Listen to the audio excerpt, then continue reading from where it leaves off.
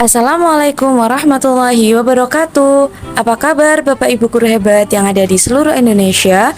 Berjumpa lagi dengan saya Nuning Mas Baha dari SMP Negeri 12 Surabaya. Saya calon guru penggerak angkatan 9 dari kota Surabaya. Bapak Ibu guru hebat, dalam proses CGP saya didampingi oleh fasilitator yang sangat luar biasa, Bapak Darmanu Nanung, dan pengajar praktik yang sangat luar biasa juga mendampingi saya, Ibu Mas Ula.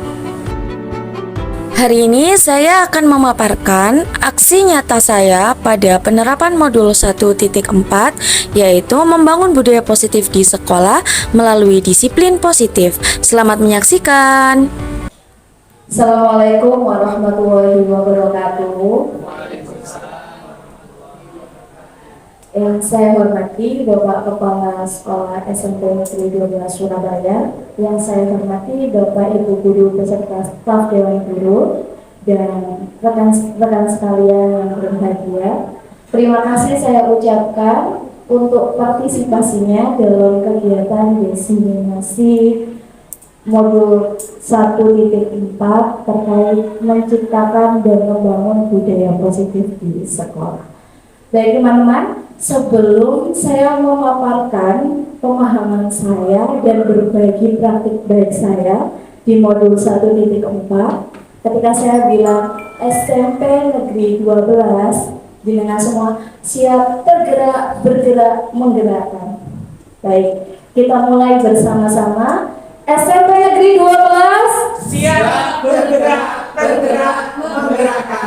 Masya Allah, Alhamdulillah. Tetap semangat selalu teman-teman. Baik teman-teman, hari ini saya akan memaparkan materi tentang membangun budaya positif di sekolah melalui disiplin positif. Nah, budaya positif mungkin teman-teman sudah tidak asing lagi dalam keseharian kita. Mungkin di sekolah kita sudah banyak budaya positifnya, mulai dari kegiatan sholat duha berjamaah, kemudian membiasakan anak-anak untuk berbagi, bersedekah melalui Jumat Berkah. Nah, itu adalah budaya-budaya positif yang sudah kita kembangkan di sekolah kita.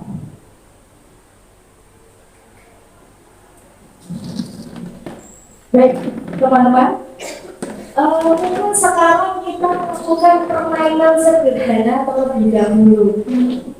Permainannya gampang, teman-teman.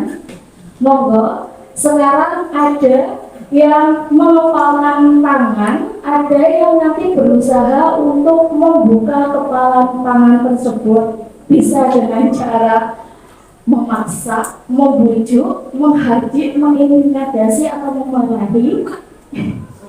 Boleh. Jadi berpasangan, salah satu ada yang mengepalkan tangan, salah satu ada yang membuka kepalan tangan.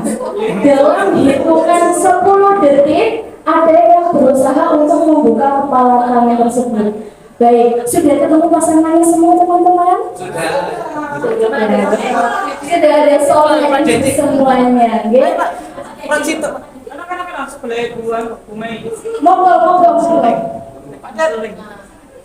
Monggo.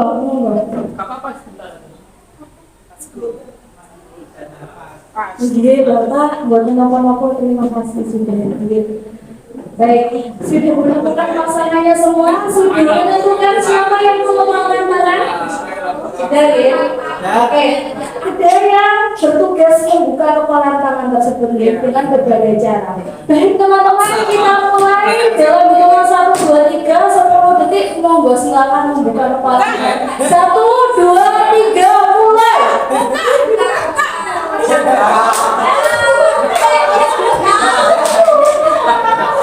Oke, tepuk tangan untuk kita semuanya. Masya Allah.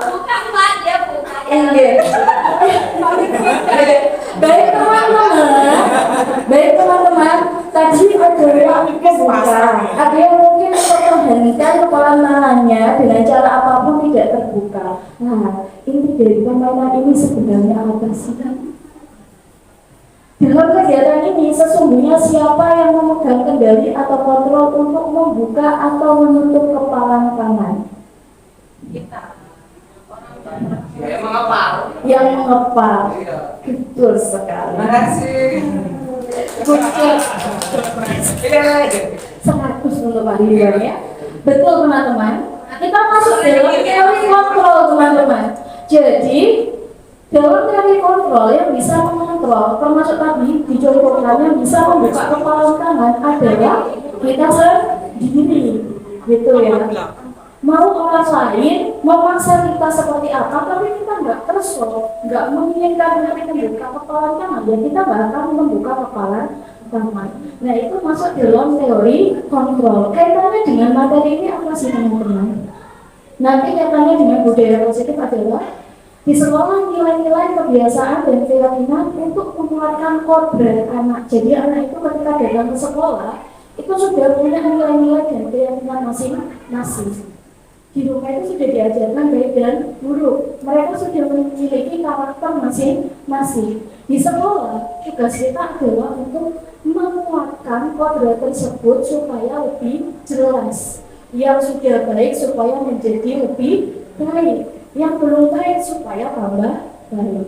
Nah itu salah satu filosofi dalam jadi lentara mengatakan itu bahwa itu ibaratkan bukan kertas kosong yang benar-benar kosong, sudah ada coretannya. Kita tinggal menebak begitu.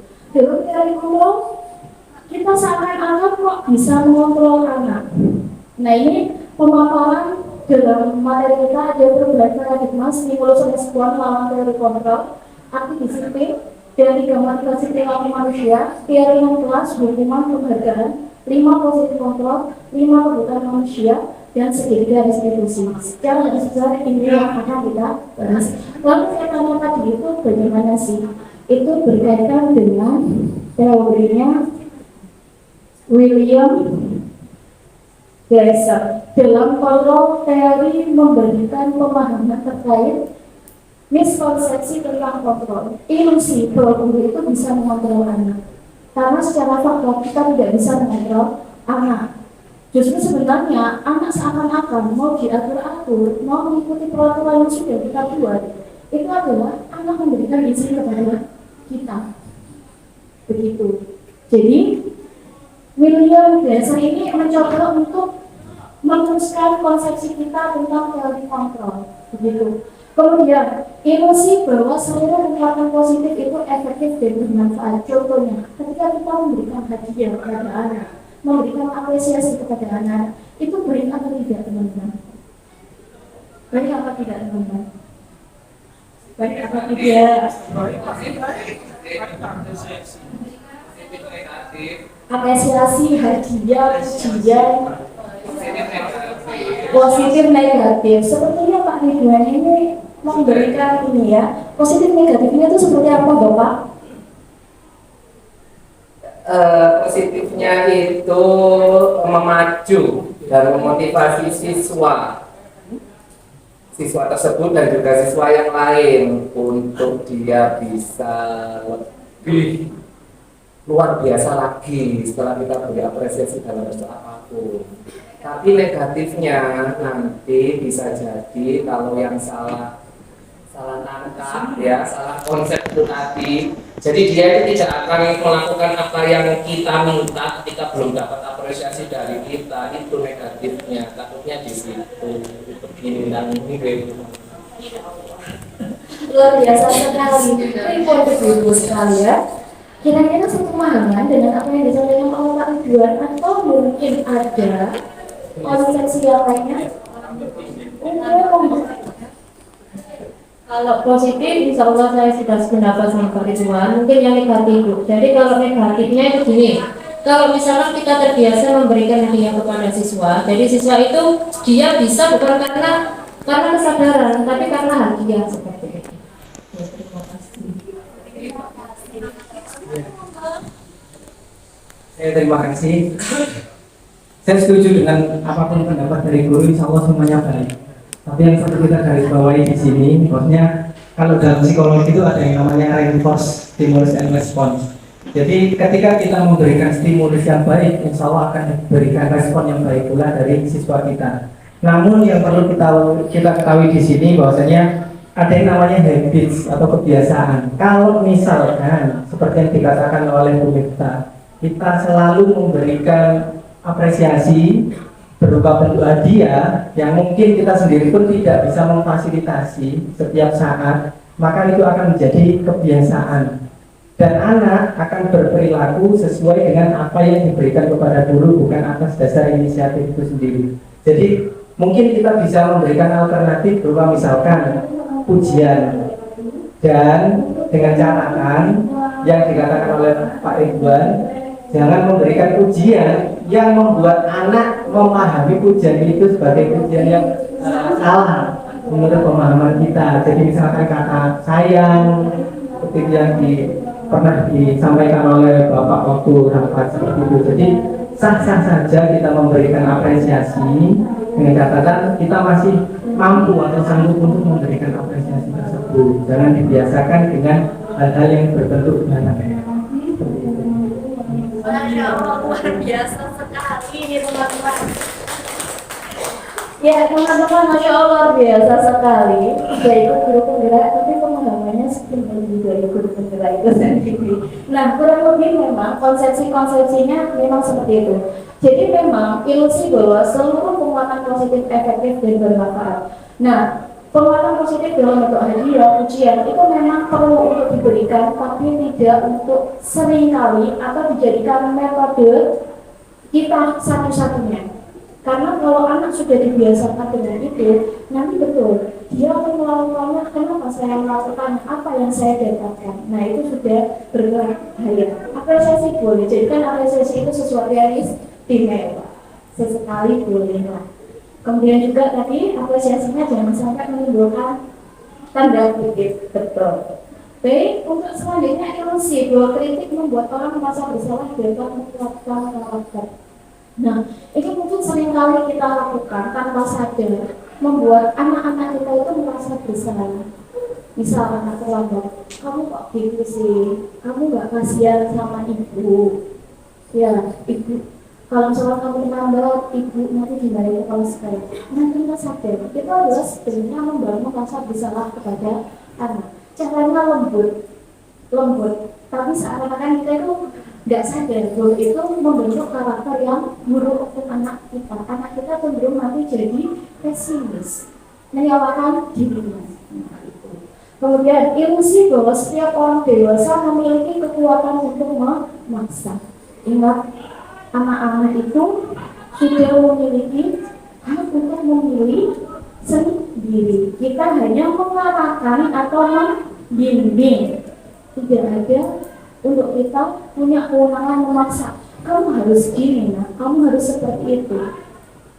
Ya, apa yang dilakukan anak? Makanya sih kamu nggak mengikuti apa yang bapak ibu sampaikan, jadinya seperti itu. Nah, itu malah membangun anak menjadi apa? Identitas gagal. Nah, lebih dalam nanti di bapak ibu. Oke, ketika mendengar kata disiplin, apa yang terbayang di benak bapak ibu sekalian? Apa? Apakah sama dengan hukuman disiplin itu? Atau mungkin berbeda? Beda? Oh, Budia ini. Monggo Budia. Baik, penguling, kita berbicara masalah disiplin, memang selalu ada reward dan punishment ya. Jadi ketika kita melakukan sesuatu itu ada reward sama punishment. Kalau punishment itu biasanya anak-anak itu kalau biasanya tata tertib ya. Kalau disiplin ini hubungannya dengan tata tertib. Ketika tata tertib itu tidak dilakukan secara on time atau tepat waktu, pasti nanti ada hukuman atau punishment. Kalau saya sendiri, kata disiplin ini adalah ya memang ajak ya, tepat waktu. Ya, jadi memang semuanya sudah dari kesadarannya sendiri, muncul dari kesadarannya sendiri. Bukan karena ada tata tertib, bukan karena ada aturan begini dia baru mengikuti, tidak. Tapi kesadaran dari dirinya itu muncul. Ada aturan, nggak ada aturan, saya memang harus bangun jam segini ketika mau sekolah, mempersiapkan jadwal saya seperti ini. dalam keperluan saya seperti ini dan tidak selalu bergantung pada orang lain. Be myself. Terima kasih. Masya Allah, betul sekali Bu Dia. Kurang lebih itu apa yang akan saya jelaskan, ternyata sudah dijelaskan dulu oleh Bu Dia. Oke, terima kasih Bu Dia. Ya. Kurang lebih memang disiplin itu berbeda dengan hukuman. Ya. Disiplin seperti yang disampaikan Bu Dia, itu adalah timbul dari kesadaran diri anak-anak itu sendiri, sehingga membentuk habit atau kebiasaan. Jadi itu yang coba kita gali dari anak-anak, kebiasaan positifnya, nilai keyakinan positif dari anak-anak tersebut sehingga menjadi suatu pendisiplinan. Kurang lebih itu, mungkin ada yang ingin menambahi Bapak Ibu atau sepakat. Kita sharing di sini Bapak Ibu. Oke, terima kasih. Kita lanjutkan. Nah, oke Bu, monggo. Di antara yang disiplinan itu rasanya saya nih sebagai guru ya, di kelas saya sendiri di dalamnya mesti kita ada yang namanya hukuman, tetapi kebuli juga, tetapi seperti memaksa supaya anak itu bisa disiplin. Cara ternyata itu ini dalam namanya hukum gerak itu dan suatu tidak boleh ya, tapi pada kenyataannya dilarang.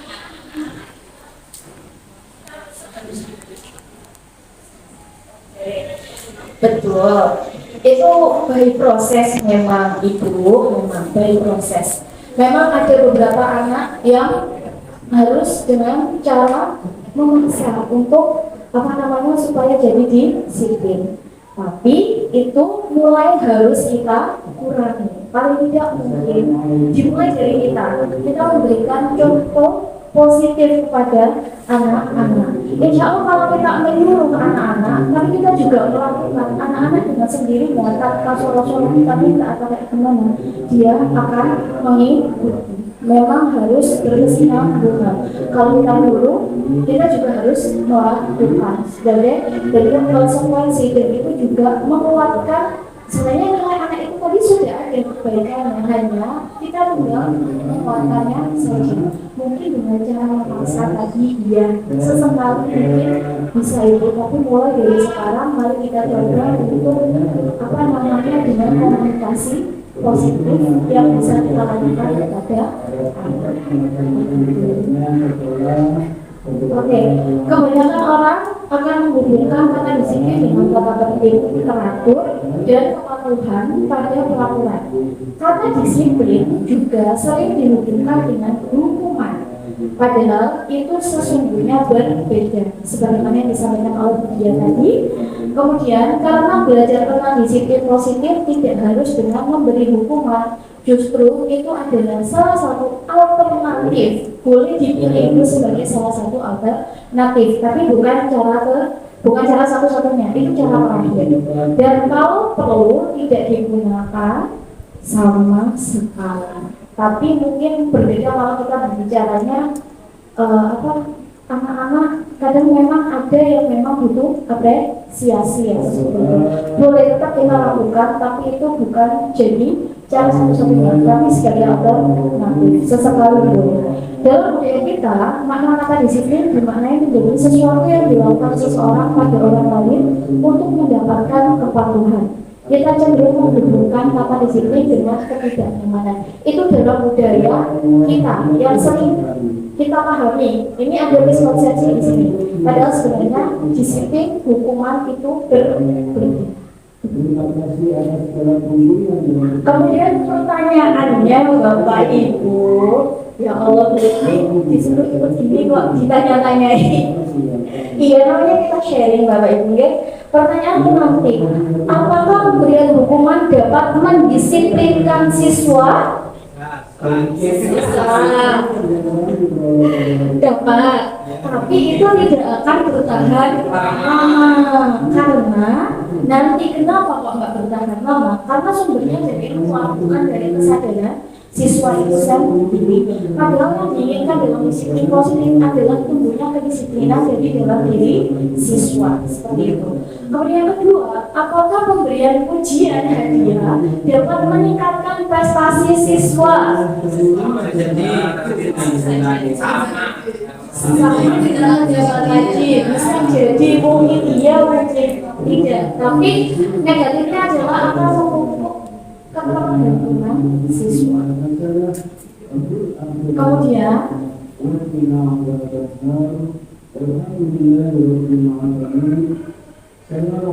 bagaimana pendapat Anda, guru, adalah berperan sebagai teman bagi siswa? Setuju tidak guru berperan?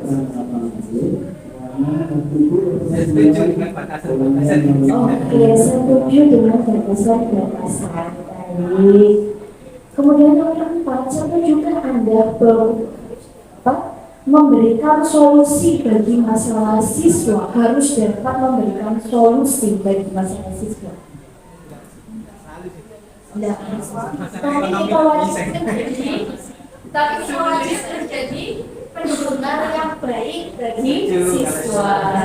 Tapi untuk menyelesaikan masalah, kita mengarahkan bersama-sama siswa kita untuk menyelesaikan masalahnya. Nah, itu juga akan membentuk karakter siswa kita untuk bisa mandiri. Betul. Saya ini ya, tadi tentang ilusi secara garis besar sudah saya berikan pembahasan. Tapi sudah kita garis besar. Oke, arti disiplin dan 3 motivasi perilaku manusia. Sebagai seorang pendidik, saat Anda perlu hadir di suatu pelatihan, motivasi apakah yang mendasari tindakan Anda? Coba ini, jujur Bapak Ibu, motivasi yang mana ini?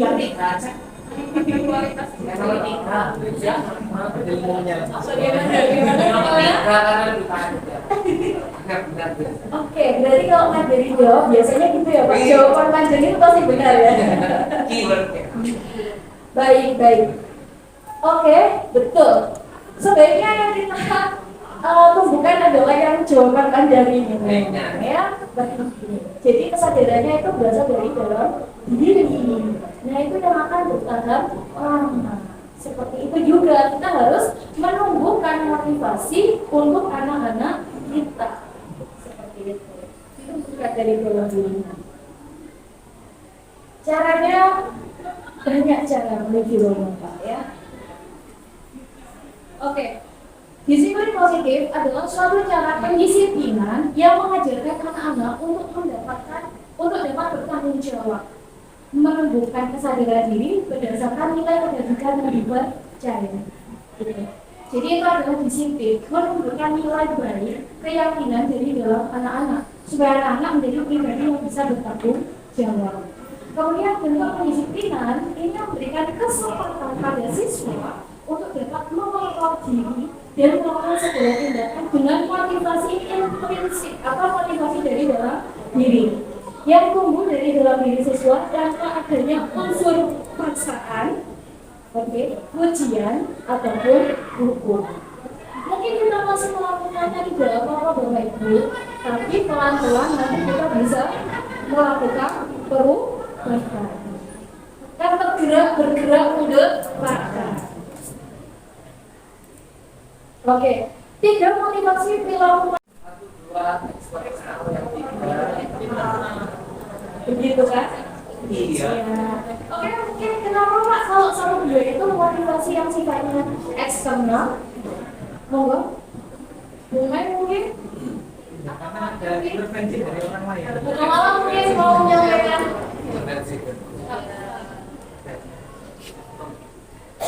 Baik, terima kasih. Untuk poin 1 dari hukuman itu, terus kemudian ujian itu memang ada intervensi dari orang lain kepada siswa. Kemudian yang ketiga itu memang dapat menghargai diri sendiri, jadi tumbuh dari dalam diri. Kurang lebihnya seperti itu. Terima kasih. Benar teman-teman. Jadi 1, 2 ini adalah motivasi secara eksternal yang tumbuh dari luar diri anak. Bisa dilakukan? Bisa. Bisa mendisiplinkan? Bisa. Namun jangka waktunya tidak akan bertahan lama.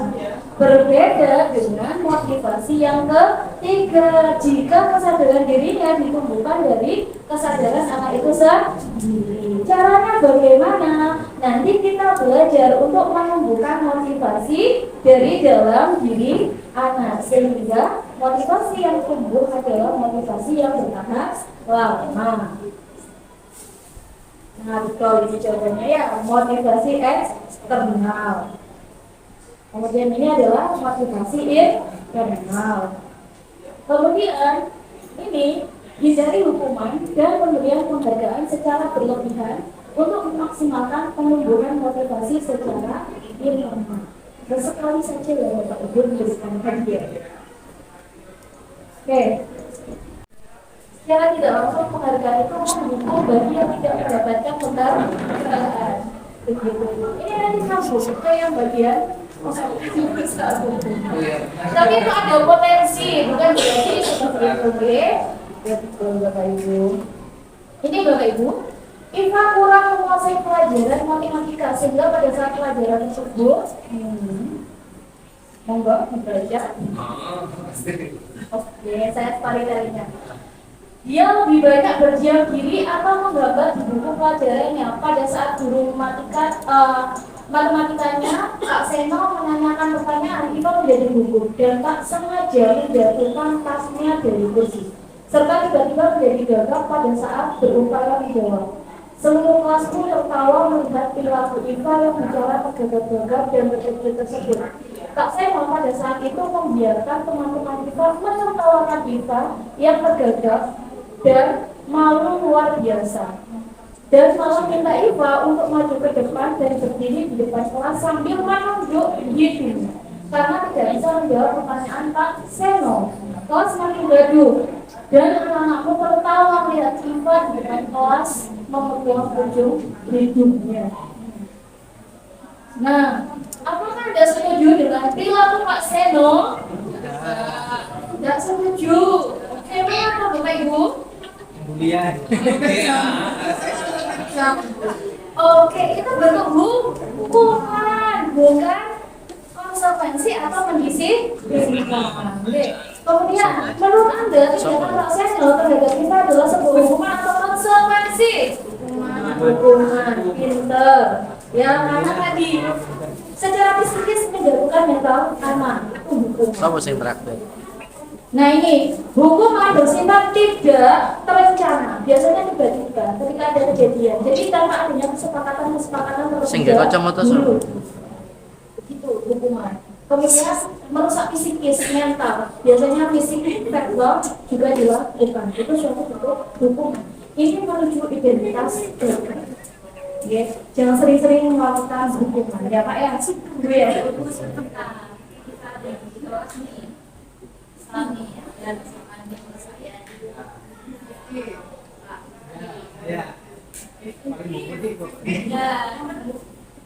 kebetulan saya ini memang nakal banget. Saya bagaimana menjalin hubungan dengan Tukin. Nah, dia tetapi selama ini saya waktu itu di sekolah di kelas itu katakanlah sekarang Tukin tidak mengerjakan PR. Bukan PR apa namanya tugas dari harusnya semuanya kan dikumpulkan, semua rame-rame belajar untuk antri nilai, ya tenang aja, tenang aja.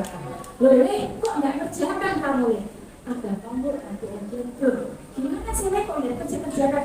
Tugas kamu nilai masih 04 ini, yang lainnya sudah kumpulkan kan masih 4 kosong ini belum ada yang isi. Si namanya Bill ini masih ngeyel, iya Bu nanti, oh besok aja deh Bu. Nah, otomatis kan base nilai. Kalau kamu nggak mau mengerjakan, kamu tak punya berapa Le? Saya sempat ini adu apa namanya? Dia argumen sama dia. Nah, menurut anak-anak memang di kelas kami ini biasanya, iya Ibu selalu seperti ini setiap dulu. Nah, tapi saya dengan ini tidak pernah mengambil.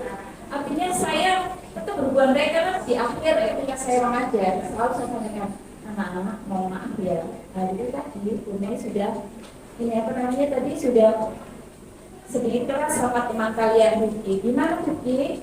Bisa diterima? Mohon maaf Bune bisa. Oke, berarti besok kita belajar lagi ya nak? Bisa. Oke, betul. Secara garis besar Bu. Betul. Iya, secara garis besar Bu. Yang Bune lakukan itu bukan hukuman atau punishment, tapi konsekuensi, yaitu menyadarkan anak baik data tadi, ada datanya, data dasarnya. Kemudian Bune mengamalkan. Kira-kira kalau kamu seperti ini terus dengan nilai bukan ancaman ya Bu itu tadi, tapi akan diminta untuk berpikir. Itu konsekuensi Bu, bukan hukuman. Itu sudah membangun anak ke identitas positif. Betul. Luar biasa. Hanya tinggal satu tahapan yang dilakukan oleh Bune berupa restitusi, yaitu menggali nilai-nilai kesadarannya dari anak-anak. Melalui apa? Dibuatlah kesepakatan kelas atau keyakinan kelas bersama anak-anak. Tidak apa Bapak Ibu guru membuat keyakinan kelas bersama anak-anaknya. Biasanya kesepakatan kelas. Nah, kesepakatan kelas itu diarahkan sekarang ke keyakinan kelas. Jadi nilai-nilai positifnya itu digali anak-anak sendiri. Konsekuensinya dari anak-anak sendiri seperti itu. Jadi anak-anak diminta untuk berpikir. Tadi bagus loh, maksudnya diminta untuk berpikir sebab dan akibatnya. Tinggal anak-anak yang menentukan dia mau apa, hubungannya seperti apa. Dari anak-anaknya, bukan kita yang memberi. Itu sudah termasuk restitusi. Satu tahapan lagi, Masya Allah, luar biasa mulai. Nah itu identitas sukses. Ketika kita menyadarkan anak-anak dengan menyadari konsekuensi dan dengan restitusi. Nah ini, coba kita analisis pertama. Mencatat 100 kali dalam berbagai kalimat. Saya tidak akan terlambat lagi karena terlambat ke sekolah ini hukuman atau konsekuensi. Konsekuensi betul. Lalu memilih lapangan basket 2 kali kamu tambah tadi di sekolah. Hukuman, ya ada fisiknya. Membersihkan coretan yang dibuatnya di betul. Kemudian diminta Hukuman. menggantikan kertas tugas rumah yang telah dicoret-coret. Konsekuensi. Berjemur di lapangan basket. Hukuman. Kemudian diminta bertelanjang kaki sepanjang hari. Hukuman ya. Berdiri di depan kelas sambil mengangkat kaki satu. Hukuman. Membersihkan tumpahan air di meja tulis. Konsekuensi. Lari Hukuman. Kalau yang ini konsekuensi. Oh, Guru PJOK-nya sudah membuat keyakinan dan kesepakatan kelas bersama teman-teman. Saya kemarin juga gitu Pak. Kita coba di sini. Iya. Boleh berarti. Kita nggak apa-apa sih. Oke. Nah itu tadi ada proses membuat keyakinan kelas. Ini kemarin sempat saya lakukan dengan anak-anak setelah saya untuk membuat keyakinan kelas. Jadi nilai-nilainya saya gali dari anak-anak itu sendiri, sehingga membentuk suatu kesepakatan, saling menghargai. Nanti diarahkan ke bahasa yang positif. Berarti saya nggak apa ya nyuruh anak-anak kayak kemarin itu ya, kelas itu di saya itu kan membersihkan ini apa namanya pilah sampah. Nah pilah sampah itu saya selalu pilah sampah ini siswa saya ada yang nggak pilah sampah, main-main lah basket. Akhirnya saya suruh lari dari gedung gedung I sampai gedung O, terakhir utar lapangan sepak bola satu kali. Gimana itu namanya? Bukan apa-apa. Konsekuensi nggak mau. Konsekuensi ya itu ya. Sampai pelajaran. Bukan Garis bawahnya sudah disepakati sebelumnya bukan? Nah itu bukan disepakati sebelumnya supaya itu menjadi konsekuensi. Nah betul, harus disepakati sebelumnya. Terus gimana caranya? Om dia tuh lainnya pilah sampah dia main. Biasanya sih Bume bikin kesepakatan dan keyakinan bersama anak pilah-pilah sampah. Begitu Bume sebelumnya. Jadi sudah ada kayak kita perjanjian kita tersebut. Nah itu ya, iya tertulis dan itu digali dari anak-anak itu sendiri. Dan diarahkan ke bahasa yang positif, saling menghargai, bukan tidak menghargai, saling menyayangi. begitu. Biasanya cara yang positif. Nah ini ya, 5 kebutuhan dasar manusia kita harus apa namanya memahami 5 dasar kebutuhan manusia, merasa diterima. Jadi anak itu adalah orang yang bertahan hidup, penguasaan, kesenangan dan kebebasan. Kadang anak-anak melakukan suatu tindakan masalah kalau anak kebutuhan ini yang tidak dipenuhi. Makanya harus kita bagi kita kalau melakukan kesalahan itu. Nah itu dibalik. Kira-kira kebutuhannya itu yang tidak dipenuhi apa? Oh, rasa diterima. Iya, piramida, restitusi, betul. Masih dari Indonesia belum Kevin itu namanya guru Menurut saya yang satu itu kan memang luar biasa gantengnya itu ya berjalan. Jadi kalau guru yang lain itu sampai teriak-teriak dia nggak berani apa namanya dia nggak bisa nggak dengarkan. Jadi kalau nah itu kebetulan apa saya yang juga gitu dia dulu memang cuma ketika berubah kan ya harusnya terus bertahan, jangan cuma di situ saja terus duduk sekolah ya sudah dulu kan sih memang sampai situ yang lain memang merasa itu sudah luar. Tapi buat saya kan hanya jangan duduk saja, tapi ya minimal dia juga menulis walaupun ada beberapa mata pelajaran yang dia mau menulis, tapi ada beberapa guru yang sudah mesti dosanya di belakang. Nah gitu.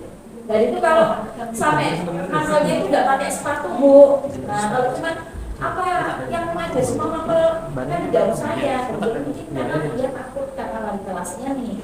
Tapi memang mohon maaf sampai kemarin tuh suruh mandi ya. Masih merasa malu. Jadi akhirnya saya suruh temennya belikan sampo, belikan sabun. Ya sudah saya mandikan dia tuh di situ sama si Kevin yang pas kelas 9B. Mandikan. Maksud saya arahkan betul bu. Saya tidak membayar. Ya mungkin karena dia tidak pernah kenapa. Jadi saya sampai bilang pemindah Pak Kevin. Oh jangan bu. Dia bacanya berhitung bisa. Kalau dia dikatakan inklusif, bukan inklusif 100%. Ya, tapi katanya kan psikolognya aja yang memberikan diagnosa itu. Jadi, Bukan saya. kalau dari memang dari kebutuhannya sih, Kevin. Memang tugas kita sebagai wali kelas itu harus mengalami anak kita satu, termasuk kebutuhan dari anak-anak kita. Nanti diajak diskusi saja kita. Itu konsekuensi. Iya. Jadi kalau nggak mandi, gemes ya Mbak Rima. supaya kebutuhannya terpenuhi nanti tadi yang dialami Mungkin ada pendampingan khusus atau ada komunitas terpilih khusus dengan dokter yang diberikan di sini yang luar biasa. Iya, Kita harus berkolaborasi memang bu. Ya satu-satu lain harus berkolaborasi. Dari memahami kebutuhan anak-anak, kita sekarang ke posisi kontrol. Ada penghukum, pembuat merasa bersalah, teman, pemantau, manajer. Nah untuk penghukum, pembuat merasa bersalah, teman atau pemantau ini adalah posisi kontrol yang sifatnya eksternal atau berasal dari luar. Termasuk kebiasaan diri kita untuk menjadi teman dan siswa kita itu juga tidak bagus. Karena anak itu akan bergantung terhadap kita, tidak mandiri seperti itu. Yang harus kita temukan adalah posisi sebagai manajer. Pemantau ini sudah masih eksternal masih eksternal.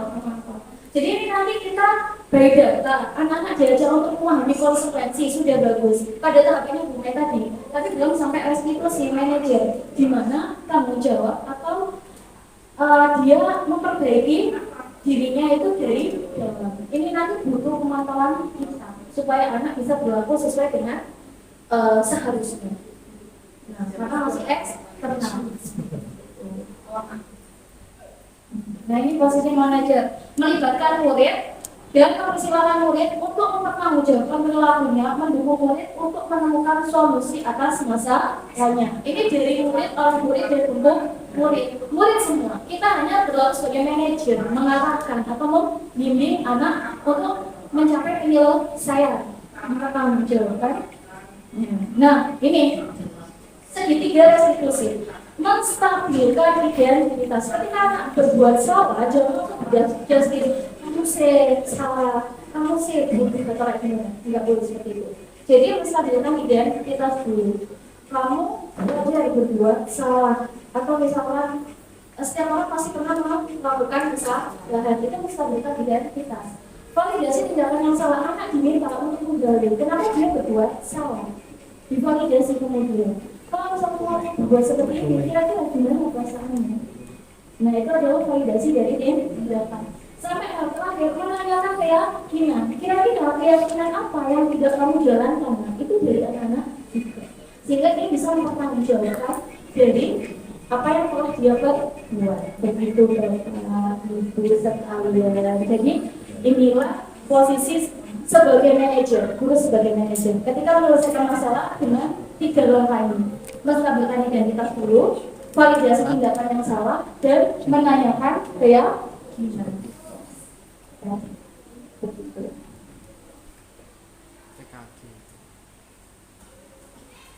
Oke, Bapak Ibu sudah kurang lebih dalam apa yang saya pelajari di modul 1.4.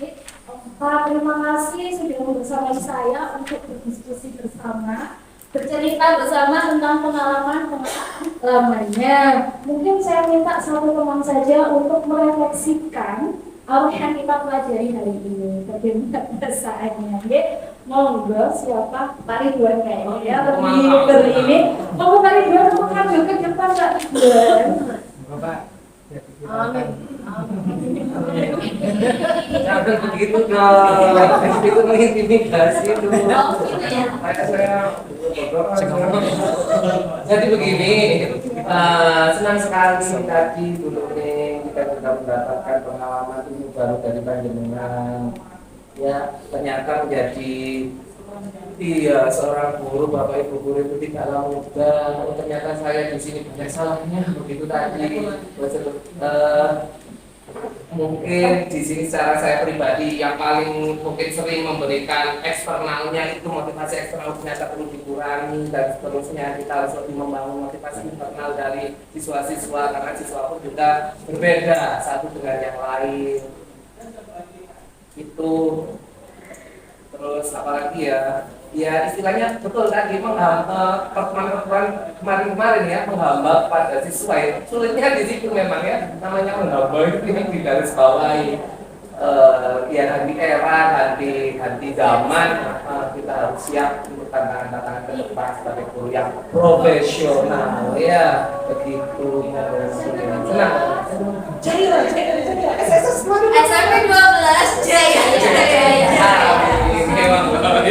Oke, terima kasih Bapak atas refleksinya. Terima kasih Mami. Juga sama-sama kita saling belajar satu sama lainnya Bapak Ibu. Terima kasih, mohon maaf mungkin ada penyampaian atau perkataan saya yang tidak berkenan, atau mungkin tadi ada yang tidak sepaham, tidak apa-apa. Namanya diskusi Bapak Ibu, ada sepaham, ada tidak sepaham. Akhir kata, wassalamualaikum warahmatullahi wabarakatuh. Terima kasih semuanya. Warahmatullahi wabarakatuh.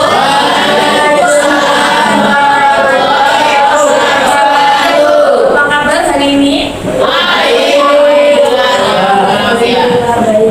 Anak-anak, hari ini kita akan menyusun kesepakatan kelas. Nah, kesepakatan kelas itu berarti memuat hal-hal yang nantinya akan kita imani dan kita lakukan bersama-sama.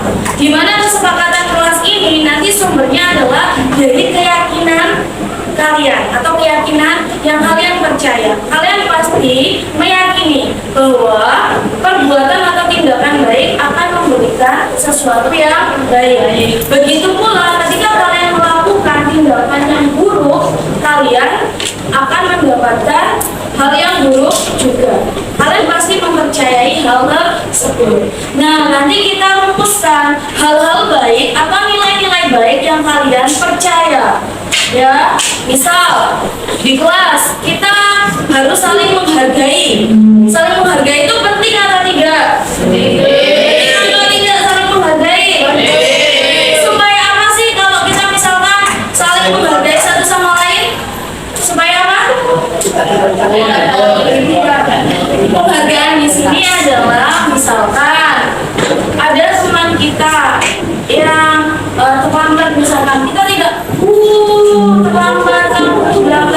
seperti itu tidak? Ya? Oke. Atau misalkan ada teman kita yang berbuat salah, kita tidak langsung untuk dasar kamu memang salah atau seperti apa? Atau misalkan ada yang melakukan body shaming, itu berarti tidak menghargai temannya dan juga tidak menghargai diri sendiri. Nah, nanti kalian akan membagikan post-it untuk menuliskan nilai-nilai baik yang kalian yakini dan nanti akan kita jadikan sebagai keyakinan kelas dan kesepakatan kelas kita bersama untuk dijalankan bersama-sama. Baik anak-anak, Nuning akan membagikan post-it yang digunakan kalian untuk menuliskan nilai-nilai keyakinan yang kalian percaya, nilai kebaikan-kebaikan yang kalian percaya. Nanti setelah menuliskan nilai-nilai tersebut, kalian bisa menempelkan post-itnya di papan, ya, di papan tulis. Setelah nanti semuanya tertempel, ya, dan memberikan sumbangsinya terkait dengan keyakinan kelas yang dipercaya, nanti kita akan mereview kira-kira keyakinan kelas apa yang nantinya akan kita sepakati bersama. Oke, sudah jelas? Sudah jelas? Oke. Baiklah, kita mulai untuk kalian menuliskan keyakinan kelas kalian di post-it. Kemudian akan membagikan post-it. Di post-it ini nanti kalian akan menuliskan keyakinan atau nilai-nilai positif yang akan kita sepakati bersama sebagai keyakinan kelas atau kesepakatan kelas kita. Oke? Kalian bisa menuliskan lebih dari satu nilai positif atau nilai baik yang kalian yakini, atau dua atau tiga boleh, ya. Tapi kalau misalnya saya cuma satu aja boleh nggak Bu? Boleh. Oke? Sampai di sini ada pertanyaan? Tidak. Baiklah, kalau begitu Nuning akan membagikan post-itnya kepada kalian. Langsung diarahkan ke belakang ya.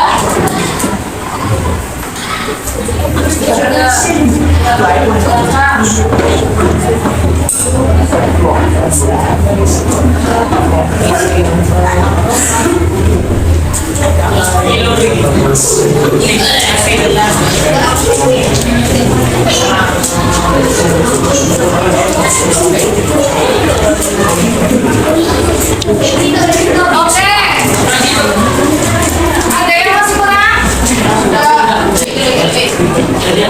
Sudah.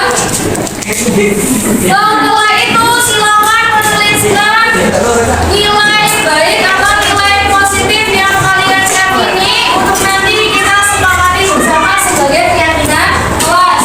Bagi yang sudah selesai menuliskan, nanti silakan maju untuk menempelkan post-it-nya di sini. Ya, sudah. Paham nak? Oke, siap melakukan sekarang.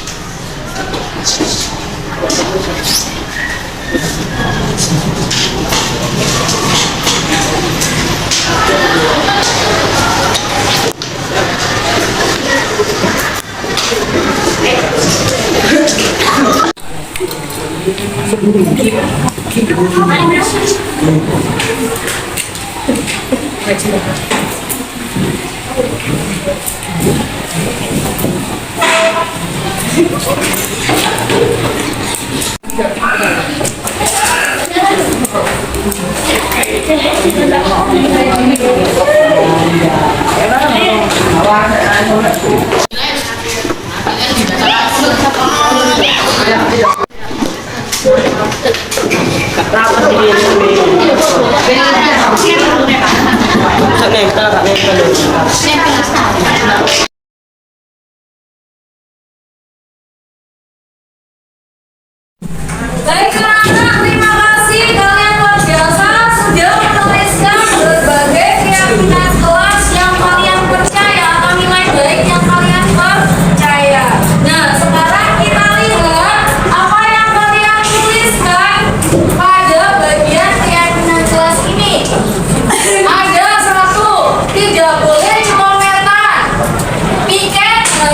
dilakukan sesuai dengan jadwal.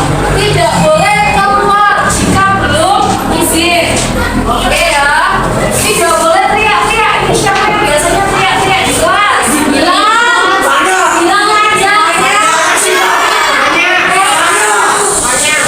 Oke. Kemudian kalau lihat di sini kebanyakan ini tentang keluhan soal piket. Oke. Berarti di khusus ini masalah piket menjadi masalah yang harus kita sepakati bersama. Ya, nanti. Oke. Untuk selanjutnya ini ada tidak boleh pakai, tidak boleh membuang sampah sembarangan ini juga ya. Kemudian saling menghormati, tidak boleh mendahului. Nah, tidak memanggil teman dengan nama orang tua. Siapa ini yang saya lakukan? Tapi sekarang kita tidak usah tanya siapa-siapanya ya. Kita meyakini bahwa memanggil nama orang tua atau memanggil teman dengan nama orang tua dengan tujuan untuk menghina atau misalkan apa ya, bercanda, itu baik apa tidak? Oke, sepakat ya semuanya bahwa itu tidak baik. Oke, anak-anak, ini tadi adalah beberapa keyakinan kelam yang sudah kalian tuliskan. Setelah tadi kita review beberapa masalahnya ditemukan, yaitu ada banyak yang tidak piket. Ada beberapa dari teman kalian yang suka memanggil dengan nama orang tua. Kemudian di kelas ada yang apa? Teriak-teriak rame ketika diingatkan temennya. Kadang tambah rame. Kalau di sini kalian sudah meyakini bahwa itu adalah sesuatu yang tidak baik, itu tidak sesuai dengan nilai kebaikan yang kalian percaya. Di sini yang kalian tuliskan, Masya Allah luar biasa, bagus-bagus semua. Oke, misal anak-anakku kalau tidak menjalankan piket, kira-kira masuk dalam keyakinan kelas yang mana?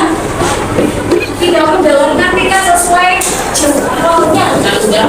Oke, berarti bertanggung jawab. Oke ya, tidak bertanggung jawab. Padahal tanggung jawab itu penting. Ya kan? Coba ada yang bisa mencontohkan salah satu sikap, misalkan kamu tidak menjalankan tanggung jawab. Kerugiannya apa? Ada yang bisa ngasih contoh dulu nih nggak? Ya. Apa aja? Kelasnya kotor. Nyaman nggak? Nggak. Ya, berarti bertanggung jawab melaksanakan piket itu penting. Kalau nggak tadi kelasnya kotor, belajarnya nggak nyaman. Lah, di sini ada atlet-atlet kan? Kalau misalkan atlet-atletnya itu nggak latihan seenaknya dewe, itu bertanggung jawab nggak? Kira-kira apa yang akan terjadi? Tidak maju. Prestasinya hanya di situ-situ saja. Berarti tanggung jawab penting ya. Nah, kita sepakat ya. Kalau masalahnya pada piket, maka bertanggung jawab melaksanakan piket. Sudah ini sepakat bertanggung jawab. Kemudian maksud ada yang manggil nama orang tua. Nah, boleh nggak itu? Berarti tidak menghargai diri sendiri dan juga tidak menghargai orang lain. Padahal kita diajarkan untuk saling menghargai. Penting saling menghargai. Kalau misalkan kamu tidak menghargai orang lain, marah nggak? Marah nggak? Banget kan? Marah ya? Oke. Enak nggak kalau marah? Enak nggak? Tapi capek. Nanti setelah marah pasti nyesal. Kamu mau marah, membuang energi, ya Allah. Ternyata itu nggak perlu misalkan ya, dan nggak penting misalkan. Oke. Berarti setuju ya? Kita harus saling menghargai. Oke. Kesepakatan kedua, keyakinan kedua adalah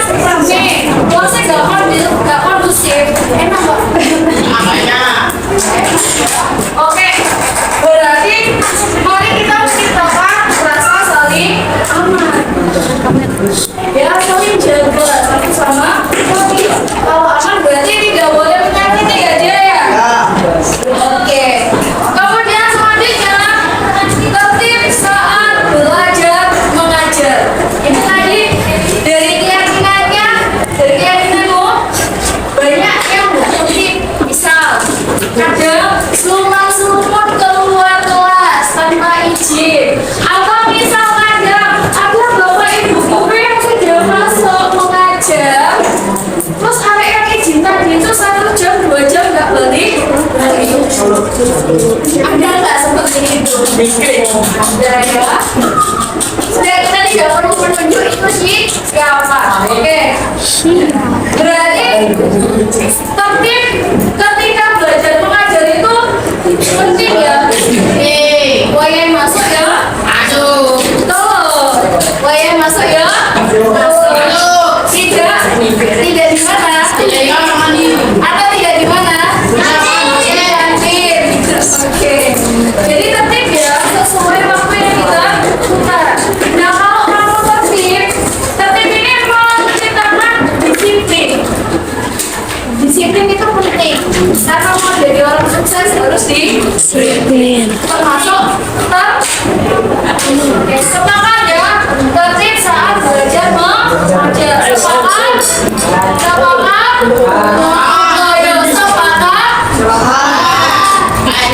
Kayaknya.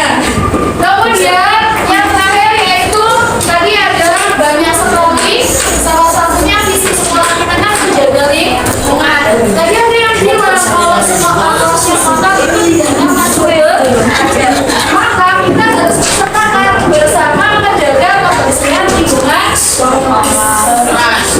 Ya, dijaga kebersihannya. Dilihat tuh bahwa kantin ini sudah bersih.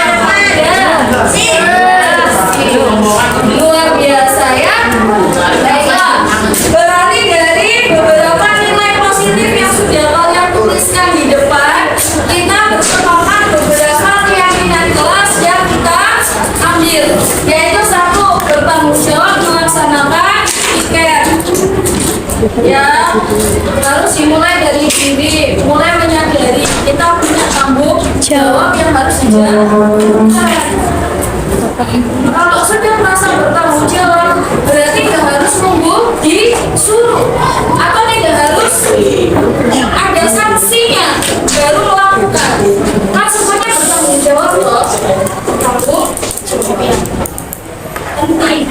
Tapi kamu sudah bilang tanggung jawab itu penting. Kalau nggak dijalankan, ada kerugian yang akan diterima.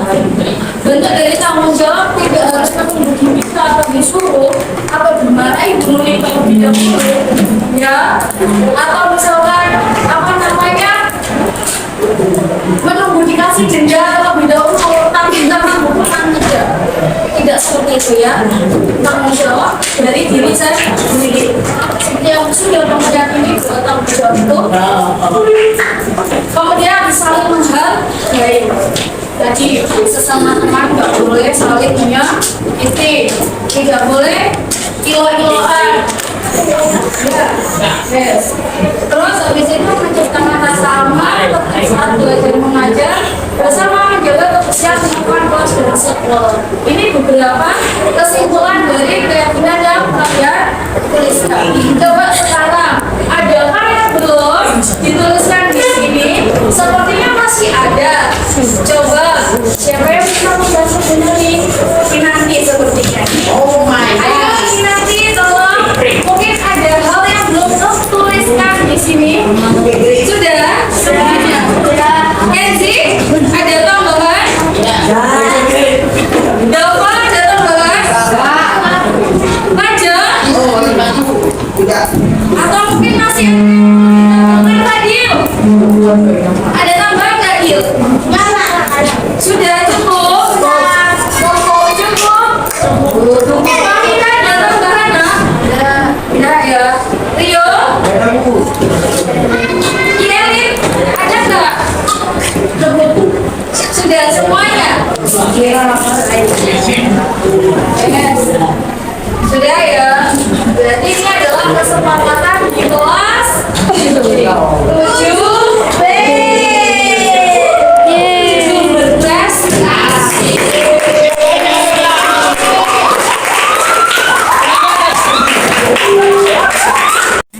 Ini adalah kesepakatan kelas yang sudah kita sepakati bersama. Nanti untuk sekretaris kelas kita yang baik hati, luar biasa dan tidak sombong, Masya Allah ya. Nanti bisa diketikkan beberapa kesepakatan kelas yang sudah kita sepakati. Kemudian di print, nanti kita bingkai yang bagus dan kita supaya ketika ada yang tidak menjalankan kayaknya kelas ini, maka perlu nanti diskusi sama Bu Nuni ya.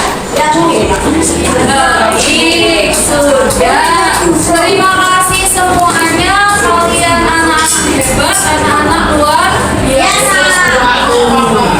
Udah mulai yang baik, bagus, dan mulai yang baik, bagus. Ini terlihat dari yang sudah kalian tuliskan di tepuk tangan semuanya.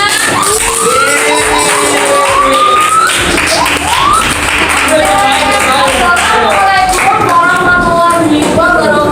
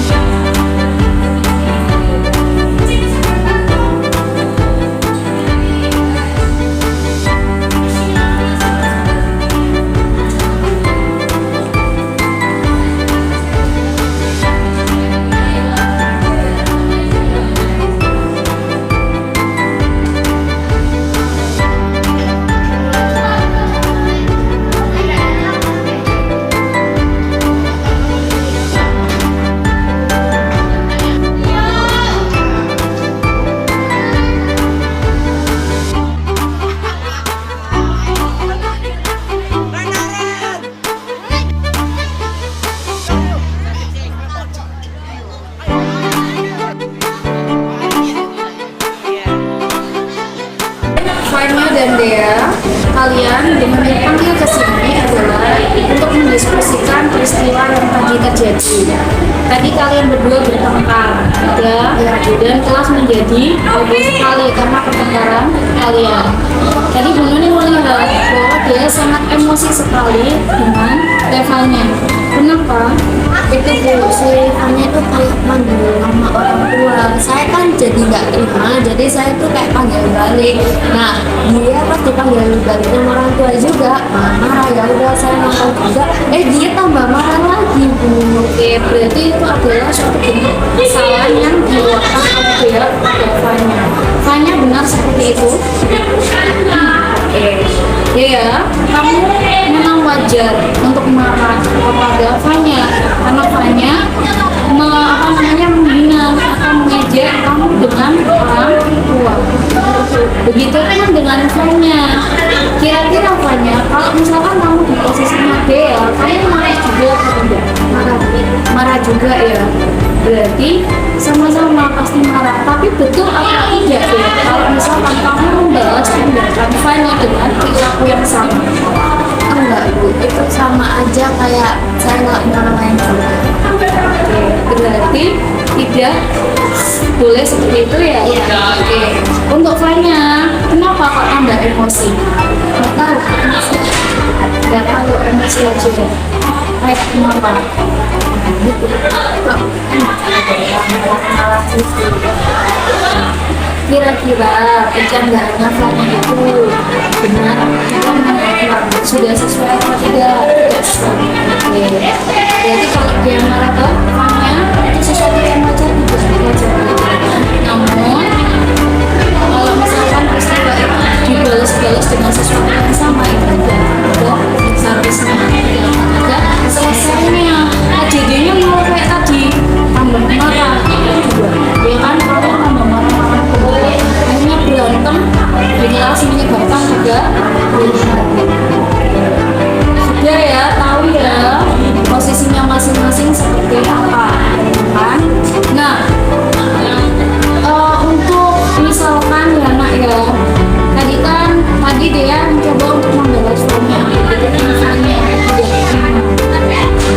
itu adalah sesuatu yang wajar jadi pada kalian berdua. Tapi untuk Bu Nuni bersyukur sekali dan mengapresiasi kalian ya, meskipun dengan emosi yang lewat mulut tadi, kalian tidak sampai saling menyakiti, tidak sampai jodoh-jodoh sama lain.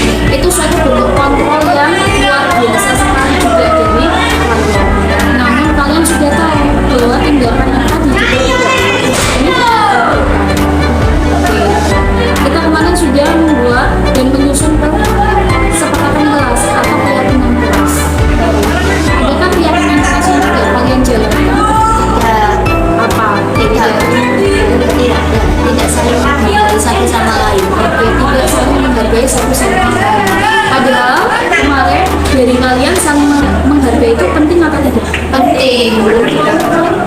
Tapi tidak dijalankan ya itu ya saling menghargai satu sama lain sehingga timbul permasalahan yang ini. Baiknya, kira-kira untuk menyelesaikan permasalahan dari kalian ini, apa yang dia ingin lakukan dan hanya lakukan? Saya meminta maaf, terus jangan sering itu manggil pakai nama orang tua. Oke, jadi untuk dari namanya gimana? Itu dari dia seperti jika itu dijalankan kalian senang nggak? Senang. Oke, kenapa kalian senang? Bisa saling menghargai, satu menjadi lebih baik, menjadi berkembang, perbaikan ya, sama ya, saling minta maaf ya.